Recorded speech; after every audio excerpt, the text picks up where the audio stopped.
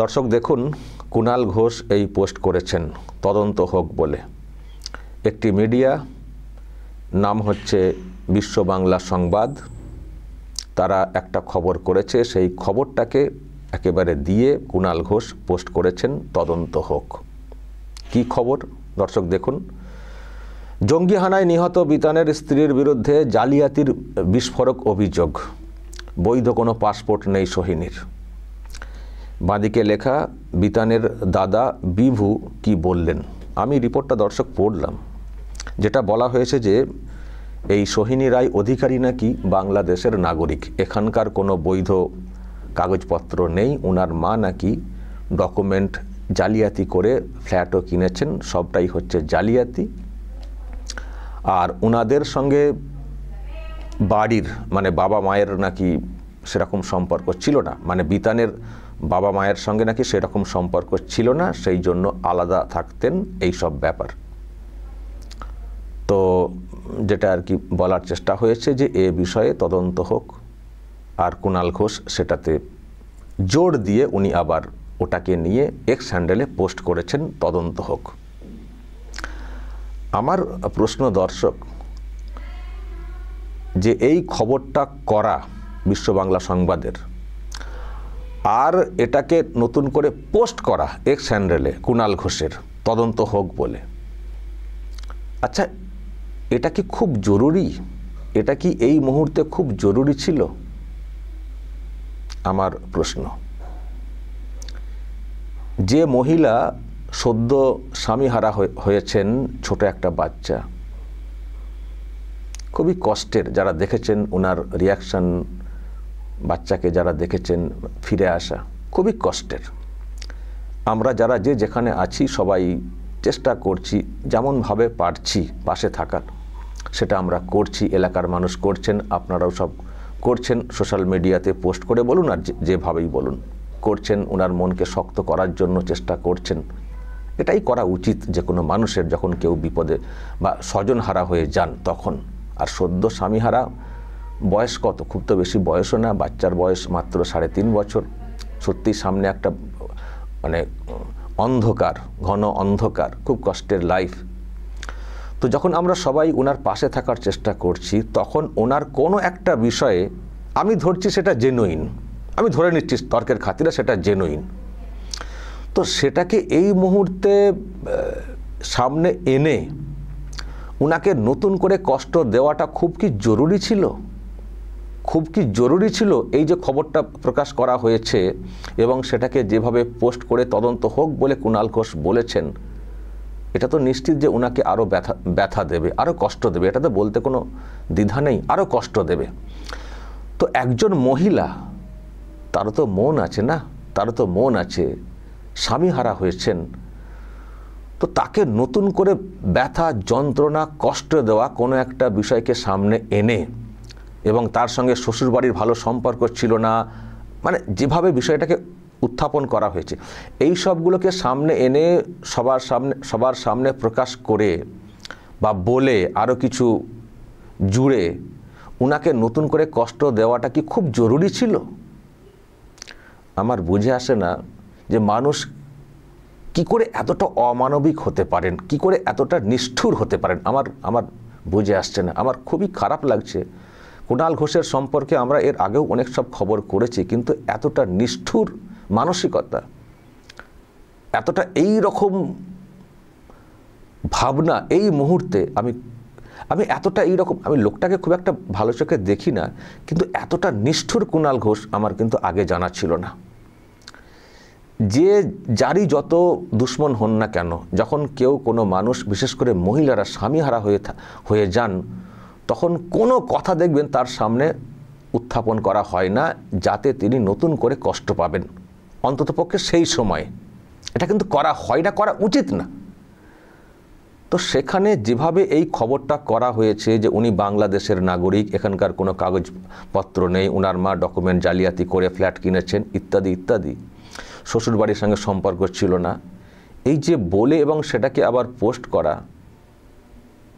আমি এই রকম অমানবিক মানুষ আমি কখনো দেখিনি বলেই বলবো আজকের দিনে।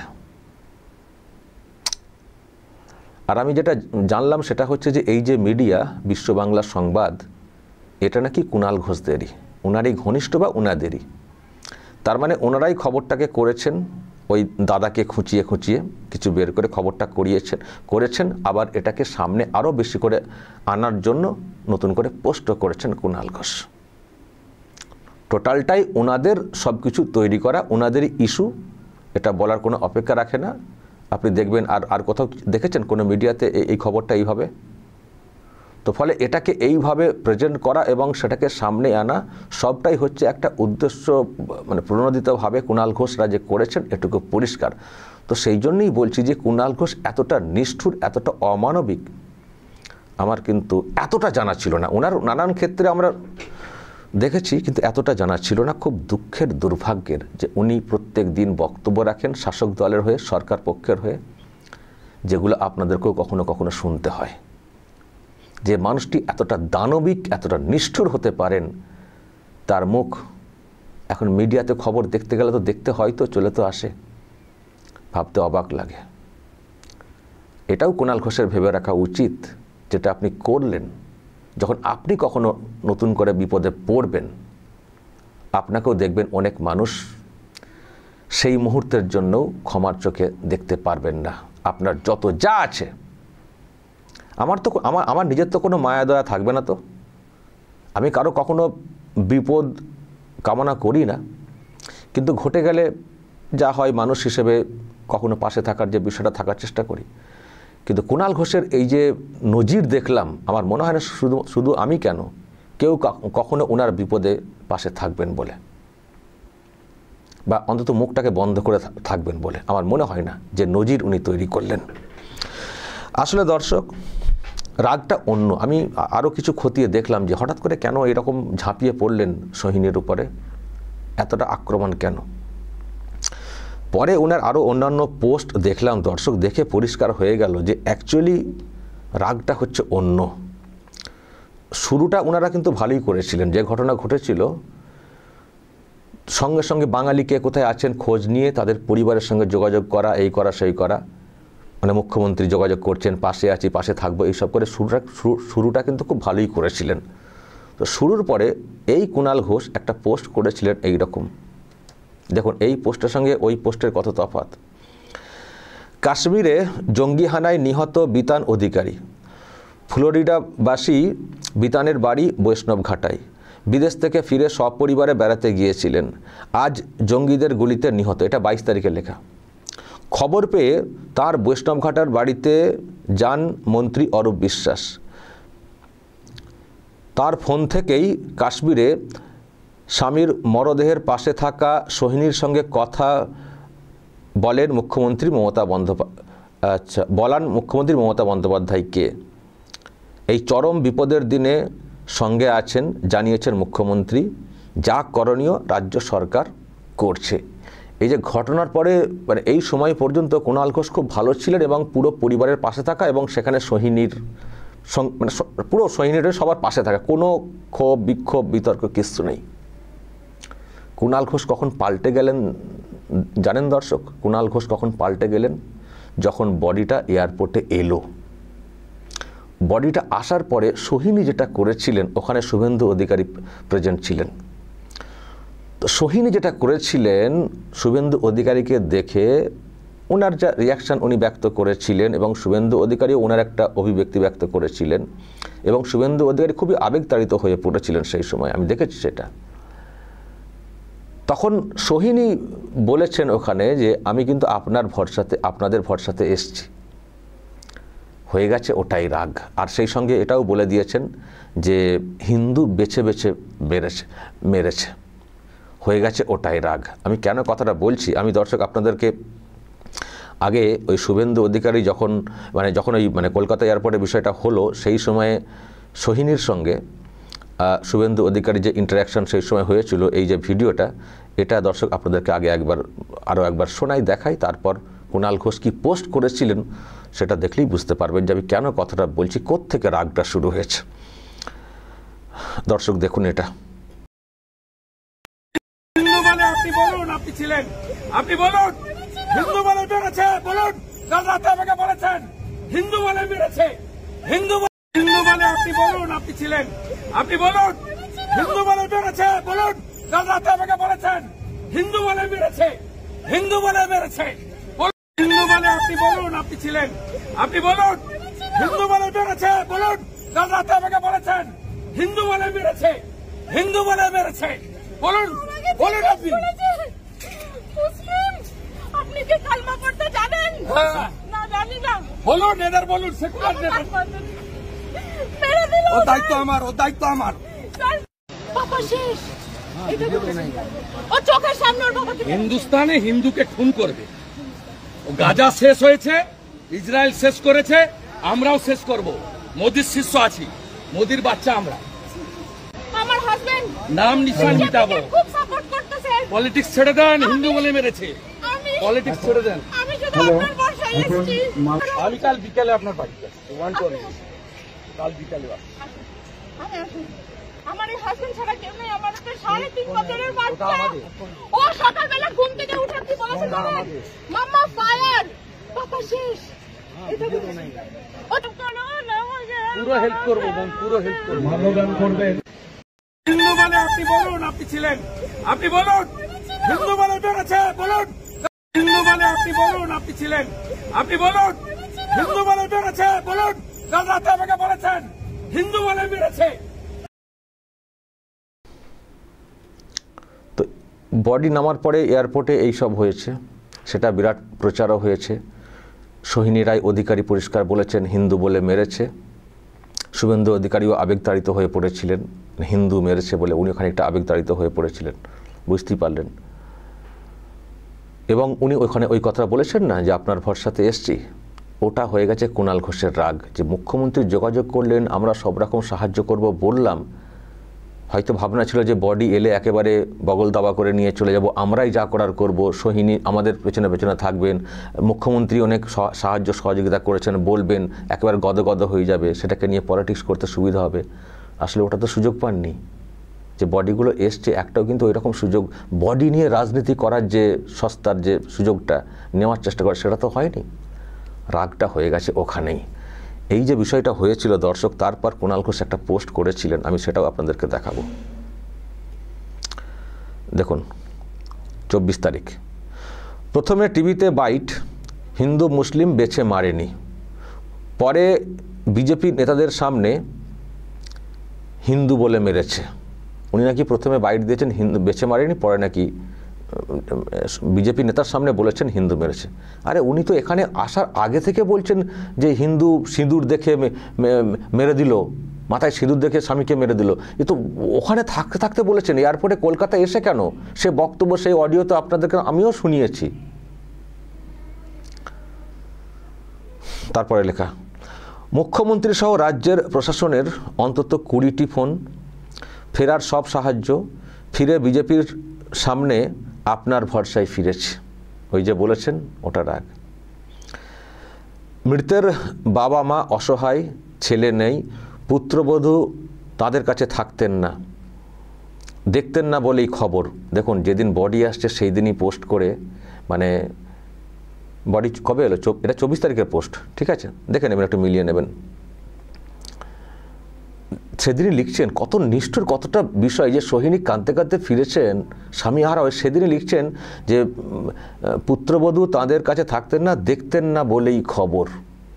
মানে কত নোংরা নীচ মানসিকতার, হিংসুক এবং নিষ্ঠুর মানসিকতা হলে এই ধরনের পোস্ট করার সাহস দেখান, বা হাত দিয়ে লেখাটা বের হয়। এর বাড়িতে কেউ নেই নাকি? এর বাড়িতে কোনো মহিলা নেই নাকি? আমি তো অবাক হচ্ছি। তারা দেখেছেন এই পোস্টটা? ওনার বাড়িতে যদি কোনো মহিলা থাকেন, তারা দেখেছেন, ওনার ওয়াইফ দেখেছেন এই পোস্টটা? যে তার কেমন লাগতো তার স্বামী হারা, তাকে স্বামী হারা হতে হলে? কলকাতাতেই অন্যত্র থাকতেন বাবা মা অনিশ্চয়তায়। এখন শোকের বাতাবরণ, তাই অপ্রিয় প্রশ্ন তুলছি না। তারপরেই তুলেছেন, বাড়াবাড়ি রাজনৈতিক দ্বিচারিতার নাটক, শেখানো সংলাপে বিষ ছড়ানো দেখলে বলবই। ও শেখানো সংলাপে বিষ ছড়ানো দেখলে বলবই, যিনি যা মনে করবেন করবেন। আপাতত একটা জরুরি কথা, প্রয়াত বিতান অধিকারীর পরিবারের জন্য দুই সরকার যদি কিছু ক্ষতিপূরণের ব্যবস্থা করেন, তা যেন শুধু পুরোটা স্ত্রীকে দেওয়া না হয়। বিতানের বৃদ্ধ বাবা মায়েরও সাহায্য দরকার। ওদের পরিবারের যা সমীকরণ, তাতে এই দুজন ঘোরতর অনিশ্চয়তার মধ্যে পড়েছেন। মানে সাহায্যটা যেন বাবা মাকেও দেওয়া হয়। তো সেটা প্রকাশ্যে এইভাবে বলার অর্থটা কি? সেটাকে প্রকাশ্যে এইভাবে বলার অর্থটা কি? অর্থটা একটাই, এই সোহিনী রায় অধিকারীকে মেলাইন করা, তার উপরে রাগ মেটানো। কেন শুভেন্দু অধিকারীকে বলেছেন আপনার ভরসাতে এসছি? মুখ্যমন্ত্রীর কথা বললেন না, অথচ মুখ্যমন্ত্রী কী করছেন? পুরোটাই তো কেন্দ্রীয় সিস্টেমেই তো কলকাতায় বডি নিয়ে আসা হয়েছে। মুখ্যমন্ত্রী কী করছেন? দুটো ফোন করলেই হয়ে গেল, সাহায্য করা হয়ে গেল। আসলে রাগটা বলছি না ওটাই, যে ওই বডি নিয়ে বগল দাবা করে যাবেন, অরূপ বিশ্বাস মুখ্যমন্ত্রী যাবেন, উনি গিয়ে ওখানে নাটক করবেন, সেটা করতে দেওয়া হবে, সেটা তো দেননি। সোহিনী বলেছেন হ্যাঁ আপনি ফোন করেছেন, শুভেন্দু বলেছেন আমি যাব বলে একটা, এবং আপনার ভরসা ব্যক্ত করেছেন, হয়ে গেছে। ওটাই রাগ কুণাল ঘোষের। কিন্তু তাও আমি বলছি উনি একজন স্বামীহারা হয়েছেন। শুভেন্দু বলছেন ওখানে, উনি যখন বিজেপিকে সমর্থনের কথা বলছেন, শুভেন্দু বলছেন কোনো পলিটিক্যাল কথা এখানে বলবেন না, বলুন হিন্দু হিসেবে মেরেছে, যেটা ঘটনা ঘটেছে। কিন্তু উনি কুণাল ঘোষ রাগ মেটাচ্ছেন, কেন এই কথা বলবেন, কেন এই কথা বলবেন? শুরু হয়ে গেল একেবারে তোপদাগা উনাকে নিয়ে। এই রকম খবর, পাসপোর্ট নেই, এই নেই সেই নেই, বাবা আমাকে দেখেন না কেন? এই যে দাদা কি বিতানের দাদা কি বললেন বলে বলা হচ্ছে, বিহু না কি নাম, কেন দাদা মা বাবাকে দেখবেন না? এ কোন দাদা, কিসের দাদা? এত বড় অভিযোগ আনতে পারছেন, তিনি দেখছেন না? তিনি তো বেঁচে আছেন, বাবা মাকে দেখবেন না? স্বামীর ক্ষতি যেটা হয়েছে, পরিবারকে বাঁচানোর জন্য যে সরকার যে সাহায্য করে থাকে, সেটা বাচ্চা আছে 3.5 বছরের ছোট্ট বাচ্চা, দর্শক, তার জন্য তো তার পুরো ভবিষ্যৎ সামনে পড়ে আছে, তার জন্য তো আর্থিক সাহায্য পুরোটাই দরকার। তো দিন না আপনার সরকার, যদি আলাদা করে মনে হয় যে পরিবারটাকে সাহায্য করার প্রয়োজন রয়েছে, আলাদা করে দিন না। কিন্তু সেটাকে প্রকাশ্যে এইভাবে বলার অর্থটা কি? সেটাকে প্রকাশ্যে এইভাবে বলার অর্থটা কি?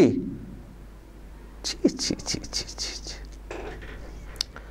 সোহিনীর পাসপোর্ট নেই, কত তাগিদ, আর বিনা পাসপোর্টে রোহিঙ্গা কত বাংলাদেশ থেকে ঢুকে পড়েছে, সেই সব নিয়ে কখনো প্রশ্ন তোলা নেই কুণাল ঘোষদের। কত হাজারে হাজারে কাতারে লাখেও বলতে পারি, এই বাংলাতে কত অবৈধ বাংলাদেশি যারা ঢুকে পড়েছেন, তাদেরকে ঝাড়াই বাছাই করা, তাদের বিরুদ্ধে ব্যবস্থা নেওয়া, সেই সব বিষয়ে কোনো প্রশ্ন কখনো শুনি না কুণাল ঘোষদের মুখ থেকে। যেখানে অনেক রাজ্য এই সব নিয়ে তারা অভিযান চালিয়েছে, তখন এখানকার সরকার চুপ করে বসে রয়েছে। আর সোহিনী যিনি বিদেশে থাকতেন, তার পাসপোর্ট তদন্ত করতে হবে, কাগজপত্র তদন্ত করতে হবে, সেটার তাগিদ এতটাই হয়ে গেল কুণাল ঘোষদের যে এখনই সেটা নিয়ে লিড খবর করতে হচ্ছে এবং তদন্তের দাবি তুলতে হচ্ছে। তো সোহিনী কি পাসপোর্ট পাবেন না? এখন তো সিএ লাগু তো অলরেডি হয়ে গেছে, উনি তো চাইলেই তো এখানকার নাগরিকত্ব পেয়ে যাবেন, না পাওয়ার তো কিছু নেই। উনি চলে এসছেন, ওনার পরিবার চলে এসছে ওখান থেকে, এখানে তো পাবেন, তো পরিষ্কার তো বলে দেওয়া আছে। তো সেটাকে নিয়ে এতটা জরুরি, আসলে জরুরি একটাই, রাগ মেটানো, সৈনিকে কোণঠাসা করা, তার বিরুদ্ধে অন্য প্রশ্ন তৈরি করা। আমি আবারও বলছি, এতটা নিষ্ঠুর কুণাল ঘোষ আমি জীবনে দেখিনি। ছি, একজন স্বামীহারা হয়েছেন যিনি, তাকে এই সময় এতটা কষ্ট দিতে ভালো লাগলো, দুর্ভাগ্যের। দর্শক বলবেন যদি আপনাদের এই নিয়ে কিছু বলার থাকে, অবশ্যই বলবেন কমেন্ট বক্সে। নজর রাখবেন আরামবাগ টিভিতে।